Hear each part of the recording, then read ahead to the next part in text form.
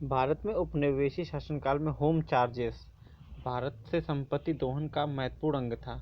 वह निधियां जो होम चार्जेस से संगठित थीं वह थीं लंदन में इंडिया ऑफिस के भरण पोषण के लिए प्रयोग में लाई जाने वाली निधि, भारत में कार्यरत अंग्रेज कर्मचारियों के वेतन तथा पेंशन देने हेतु प्रयोग में लाई जाने वाली निधि। शब्द इम्पीरियल प्रेफरेंस का प्रयोग किया जाता था ब्रिटिश में ब्रिटिश आयातों पर दी गई विशेष रियायतों के लिए। शब्द इम्पीरियल प्रेफरेंस का प्रयोग किया जाता था भारत में ब्रिटिश आयातों पर दी गई विशेष रियायतों के लिए। ब्रिटिश शासन के दौरान भारत में उद्योगों का कोई स्वतंत्र विकास नहीं हुआ। इसका कारण था बाहरी उद्योगों का अभाव। ब्रिटिश शासन के दौरान भारत में उद्योगों का कोई स्वतंत्र विकास नहीं हुआ। इसका कारण था बाहरी उद्योगों का अभाव। स्तंभदारी प्रथा स्तंभदारी बंदोबस्त लागू किया था लॉर्ड कॉर्नवालिस ने। स्तंभदारी बंदोबस्त लागू किया था लॉर्ड कॉर्नवालिस ने। स्थायी बंदोबस्त प्रारंभ किया था लॉर्ड कॉर्नवालिस के प्रशासन में। स्थायी बंदोबस्त किया गया था जमींदारों से। लॉर्ड कॉर्नवालिस द्वारा स्थायी बंदोबस्त लागू किया था 1793 ईस्वी को। लॉर्ड कॉर्नवालिस द्वारा स्थायी बंदोबस्त लागू किया गया था 1793 ईस्वी में। चिर स्थायी बंदोबस्त 1793 के अंतर्गत जमींदारों से की अपेक्षा की गई कि वे खेती हरियाणियों को पट्टा जारी करेंगे। अनेक जमींदारों ने पट्टा जारी नहीं किया। इसका कारण था जमींदारों के ऊपर कोई सरकारी नियंत्रण नहीं था। बिहार में परमानेंट सेटलमेंट लागू करने का कारण था जमींदारों के लिए जमीन पर वंश परंपरागत अधिकार को स्वेच्छा से हस्तांतरित करने का अधिकार। बिहार में परमानेंट सेटलमेंट लागू करने का कारण था जमींदारों के लिए जमीन पर वंश परंपरागत अधिकार को स्वेच्छा से हस्तांतरित करने का अधिकार। ब्लैंक्स में बंगाल और बिहार में भूमि पर किराएदारों के अधिकारों को बंगाल किराएदारी अधिनियम द्वारा दिया गया था 1885 में। 1885 में बंगाल एवं बिहार में भूमि पर किराएदारों के अधिकारों को बंगाल किराएदारी अधिनियम द्वारा दिया गया था। सर टॉमस मुनरो जिस भू राजस्व बंदोबस्त से संबंधित है वह है रैयतवाड़ी।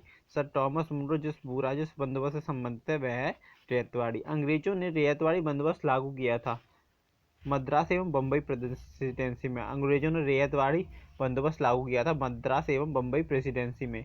अंग्रेजों ने रैयतवाड़ी व्यवस्था सर्वप्रथम आरंभ की थी मद्रास प्रेसिडेंसी से। रैयतवाड़ी व्यवस्था सर्वप्रथम मद्रास प्रेसिडेंसी से आरंभ की थी।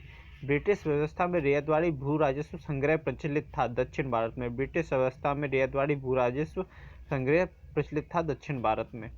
रैयतवाड़ी बंदोबस्त के संदर्भ में सही कथन है। किसानों द्वारा लगान सीधे सरकार को दिया जाता था। सरकार रैयत को पट्टे देती थी। कर लगाने के पूर्व भूमि का सर्वेक्षण और मूल्य निर्धारण किया जाता था। किसानों द्वारा लगान सीधे सरकार को दिया जाता था। सरकार रैयत पर पट्टे देती थी। कर लगाने के लिए पूर्व भूमि का सर्वेक्षण और मूल्य निर्धारण किया जाता था। अगला क्वेश्चन है हमारा, असम में सर्वप्रथम चाय कंपनी की स्थापना हुई थी 1839 में। असम में सर्वप्रथम चाय कंपनी की स्थापना हुई थी 1839 में। 1839 में असम में सर्वप्रथम चाय कंपनी की स्थापना हुई थी। दादा भाई नौरोजी द्वारा प्रतिपादित ड्रेन थ्योरी अपवाह सिद्धांत का सही परिभाषा है। भारत की राष्ट्रीय संपदा का एक भाग अथवा कुल वार्षिक उत्पाद ब्रिटेन को निर्यात कर दिया जाता था जिसके लिए भारत में कोई वास्तविक प्रतिफल नहीं मिलता था। भारत की राष्ट्रीय संपदा का एक भाग अथवा कुल वार्षिक उत्पाद ब्रिटेन को निर्यात कर दिया जाता था जिसके लिए भारत को कोई वास्तविक प्रतिफल नहीं मिलता था। यही दादाभाई नौरोजी का अपवाह सिद्धांत था। अंग्रेजों के शासनकाल में भारत के आर्थिक दोहन के सिद्धांत का प्रतिपादन किया दादाभाई नौरोजी ने। आर्थिक दोहन का सिद्धांत का प्रतिपादन किया दादाभाई नौरोजी ने। निकास के सिद्धांत का प्रतिपादन किया दादाभाई नौरोजी ने। निकास के सिद्धांत का प्रतिपादन दादाभाई नौरोजी ने किया। भारत में उपनिवेशवाद के आर्थिक आलोचक थे। उपनिवेशवाद के आर्थिक आलोचक दादाभाई नौरोजी थे। जी सुब्रमण्यम अय्यर और आर.सी. दत्त थे। दादाभाई नौरोजी, जी सुब्रमण्यम अय्यर और आर.सी. दत्त उपनिवेशवाद के आर्थिक आलोचक थे। बाल गंगाधर तिलक, आर.सी. दत्त, एम.जी. रनाडे और सर सैयद अहमद खान दादाभाई नौरोजी के उत्सारण सिद्धांत में विश्वास नहीं करते थे। सर सैयद अहमद खान, बाल गंगाधर तिलक, आर.सी. दत्त, एम.जी. रनाडे और सर सैयद अहमद खान में से दादाभाई नौरोजी के उत्सारण सिद्धांत ट्रेन थ्योरी में विश्वास नहीं करते। Sir Syed Ahmad Khan poverty and British rule in India नामक पुस्तक लिखी है दादाभाई नौरोजी ने। दादाभाई नौरोजी की पुस्तक है poverty and British rule in India. Dadabhai Naoroji की भारतीय राष्ट्रीय आंदोलन को सर्वाधिक प्रभावी देन दी थी। उन्होंने इस बात को अभिव्यक्त किया था कि ब्रिटेन भारत का आर्थिक शोषण कर रहा है। दादाभाई नौरोजी की भारतीय राष्ट्रीय आंदोलन को सर्वाधिक प्रभावी देन दी थी। उन्होंने इस बात का अभिव्यक्ति की कि ब्रिटेन भारत का आर्थिक शोषण कर रहा है। भारत में ब्रिटिश आर्थिक नीति घिनौनी, यह विचार व्यक्त किया था कार्ल मार्क्स ने। भारत में ब्रिटिश आर्थिक नीति घिनौनी है, यह विचार व्यक्त किया था कार्ल मार्क्स ने।